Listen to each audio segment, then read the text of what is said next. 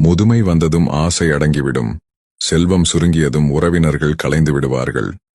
உப்பு சர்க்கரையும் வெள்ளை நிறமே, பாலும் கல்லும் வெள்ளை நிறமே. ஆனால் ஒன்றின் சுவை மற்றொன்று எதிர்மறையானது. முழுமையாக புரிந்து கொள்ளாமல் அனைவரையும் நம்ப வேண்டாம். தானாய் கிடைத்த பொக்கிஷங்களை தொலைத்துவிட்டு குப்பைகளை கிளறி கொண்டிருக்கும் கோமாளிகள் நிறைந்த உலகமடா. பிறரை குறை சொல்வதில் உன் நேரத்தை வீணாக்காதே.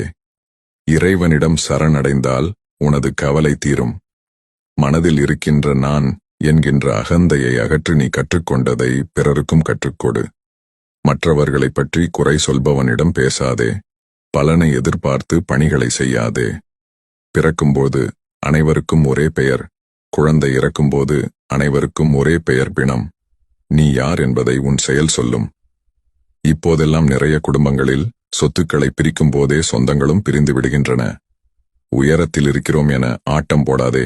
தவறு விழ நேர்ந்தால் தரையில் இருப்பவனை விட உனக்கே பாதிப்பு அதிகம். நேரில் ஒருவரிடம் ஒரு மாதிரியும் அவர் இல்லாத போது அவரை பற்றி தவறாகவும் பேசக்கூடாது. தான் வாழ வேண்டும் என்பதற்காக அடுத்தவர் வாழ்க்கையில் விளையாடுவது மனித பிறப்புக்கு சாபக்கேடு. உலகில் எல்லாம் தெரிந்தவர் யாரும் இல்லை, எதுவும் தெரியாதவர் என்றும் ஒருவர் கிடையாது.